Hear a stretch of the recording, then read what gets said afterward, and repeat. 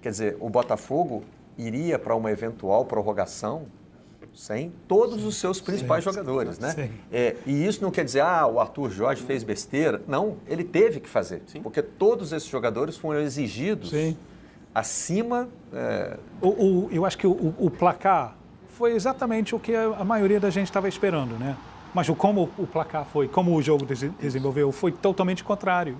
Se tivesse sido um 3-1 Botafogo, onde o Botafogo faz... 11 contra 11. 11 contra 11, onde o Botafogo ataca muito mais que o Atlético, seria o placar que a gente falasse, o Botafogo já era tido como favorito para a final antes, só que é exatamente isso. Quando começa o jogo e com 40 segundos você tem um jogador expulso, o contexto da partida muda completamente.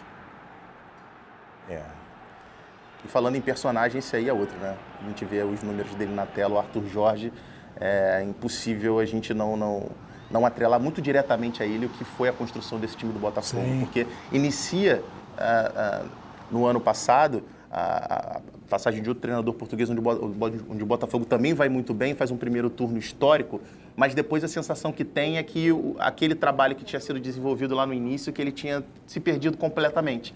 E, de certa forma, foi isso, porque se a gente for pegar o time do ano passado, a reformulação do elenco é quase que completa. Dos jogadores titulares do ano passado, só o Marlon Freitas, que estava no elenco do ano passado. O Bastos estava também no elenco, mas era um jogador que era reserva, praticamente não era aproveitado. Então, o Marlon Freitas é o único remanescente da equipe titular do ano passado que faz parte do elenco principal titular da Libertadores desse ano. E aí você tem, obviamente, uma qualidade técnica muito grande, mas também não é fácil você pegar essa quantidade de jogadores e conseguir montar um time competitivo. A gente tem visto muita gente gastando dinheiro aí com dificuldade para conseguir ter um time organizado. Inclusive, o próprio Atlético acho que é um ótimo exemplo disso. E ele vai ser lembrado pela participação na final da Libertadores, pela sua inação, por algo que ele não fez. Não mexeu no time depois da expulsão. Resolveu dar tempo ao tempo. Que não deixa de ser uma ação também, né? É mais corajoso do que uma ação. É o Escola Ancelotti. Exatamente. E eu acho que vai Vamos observar, vamos ver o que acontece. Como é que o meu time vai reagir? Como é que o adversário vai reagir? Talvez ele tenha apostado Eu acho que a questão foi o adversário, exatamente. Essa ficha aí, né? Eu acho que a questão da não mexida dele primeiro passa pela a quantidade de qualidade técnica que ele tinha do meio para frente. Realmente é difícil você olhar para um jogo decisivo e pensar qual desses 4 jogadores aqui é o menos decisivo para mim. Luiz Henrique, Savarino, Igor Jesus ou Almada. Peraí, não, os 4 têm capacidade de ir numa jogada resolver o título para mim. Então, é difícil por aí você tirar um desses jogadores. E o segundo aspecto é justamente a observação, o que é o meu adversário quando tem a posse de bola. Nos últimos jogos, o que a gente tem visto do Atlético Mineiro quando o Atlético tem mais posse de bola com o adversário e tem que sair para o jogo para construir? O único jogo onde a gente viu o Atlético conseguindo ser efetivo com mais posse de bola foi o jogo contra o Fluminense, onde encontrou do outro lado uma equipe que não queria jogar futebol. Então, acho que essas 2 observações foram que fizeram com que o Arthur Jorge optasse por, acho que eu vou ter que sacrificar um dos meus pontas, o Luiz Henrique é o que fisicamente consegue me entregar um pouco mais, então ele é que vai ter que baixar mais pelo lado direito para acompanhar o Arana, que é um lateral mais ofensivo, e a partir daqui eu vou tentar fazer o time jogar. Precisaram entregar mais. Isso é o terceiro elemento, né? A capacidade de sacrificar aqueles jogadores.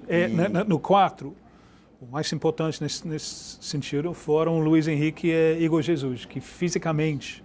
O Almada também correu demais. Eu estava com querendo ver uma expectativa muito grande com relação ao Almada nesse contexto de jogo. Porque é um jogador que, às vezes, fisicamente, ele joga mais com a bola. É muito bom de bola. Então, naturalmente, vai ser um jogador que ele vai entregar mais quando ele tiver a bola no pé.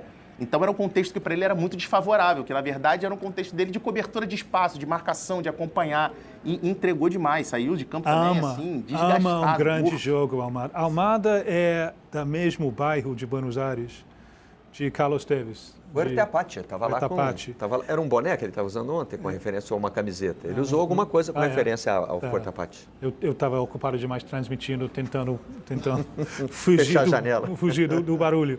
A primeira vez que realmente Almada pegou a minha atenção, a insignificância da minha atenção, foi, eu acho que sul-americano. Estava jogando com Vélez. Adolescente, na época. E Vélez classificou com pênalti no último minuto fora de casa. Ele bateu. Com tipo 18. Tá. Esse cara aí, ele tem alguma coisa. Então, as 3 coisas juntos, né? A potencial de aproveitar de lampejos, a falta de capacidade de Atlético criar. Eu acho que a ausência de Zaratio foi absolutamente fundamental no desenvolvimento do jogo e também o espírito de sacrifício dos quartos na frente do Botafogo. E claramente o Arthur Jorge sabia que podia contar com esse espírito de sacrifício ao fazer a substituição. Como o Botafogo acha esses caras? E Como? Currículo de Arthur Jorge, com jogador como é Braga. É Braga. Ele serve para... Serve. Igor Jesus, como eles acham esses caras? É impressionante. Tanto com esse técnico, quanto com os jogadores. O departamento de, olheiro de Botafogo, de scout, é sensacional. E justiça seja feita, né? O Botafogo perdeu o rumo no fim da temporada passada. Sim. Não é só perder o rumo, que eu digo, porque começou a cair de produção no Campeonato Brasileiro, mas tomou atitudes que não eram comuns ao trabalho dessa diretoria, né? Do departamento de futebol. Mas estava numa posição que não era planejado. Né? Nunca imaginava ganhar o título ano passado. Nunca imaginava. Então, quando se estava naquela posição, sem um time, na verdade, para sustentar isso, segunda metade do Campeonato Brasileiro, quando os times saem da Libertadores, saem da Copa do Brasil, é só foco nisso aí. Então, eu sempre achei quinto lugar lucro para o Botafogo ano mas passado. as decisões ali com o time em primeiro lugar, assim, era o pânico de uma situação não planejado. O pós-Bruno Lage foi um momento assim de perda de rumo incomum ao trabalho desse departamento de futebol do Botafogo. Né? E aí qual foi a solução para 2024? Retoma o rumo. Vamos fazer do nosso jeito de novo.